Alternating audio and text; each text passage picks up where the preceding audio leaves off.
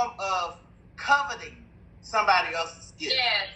Because it's one thing to admire the way that someone's gift, is done, or the way that a person operates in their gift. There's one thing to admire that, but then it's another thing to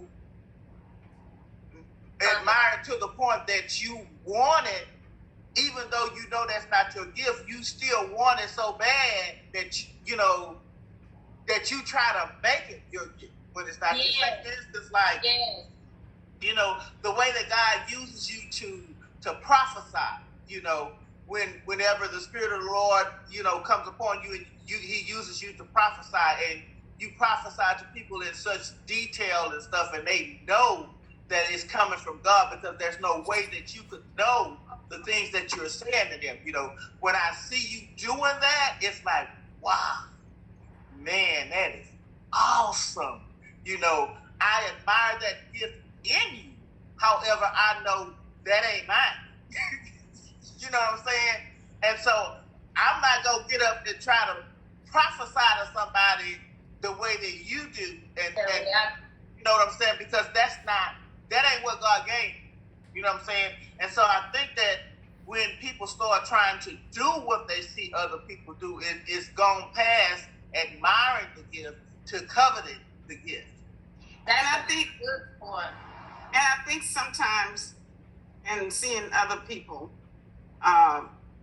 in that situation, some people are misguided in thinking that, well, because they're around that particular person doing that particular thing, really God put that person in place to be like that other person.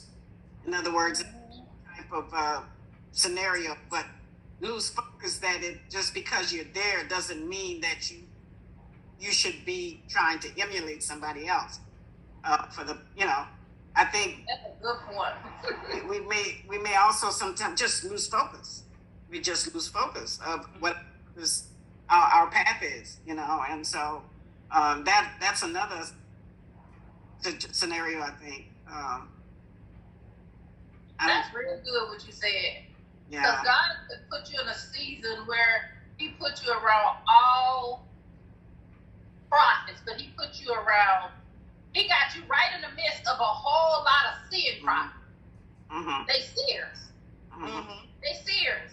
But God may not operate through you as a seer, but you're around all these seers. Exactly. And you just kind of like wondering, well, should I be seeing? Should I be doing that? Yeah. And that's a time where you just got to hold on to, well, I can't get caught up in that.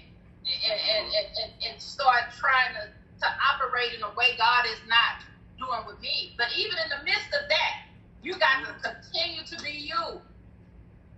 Where I see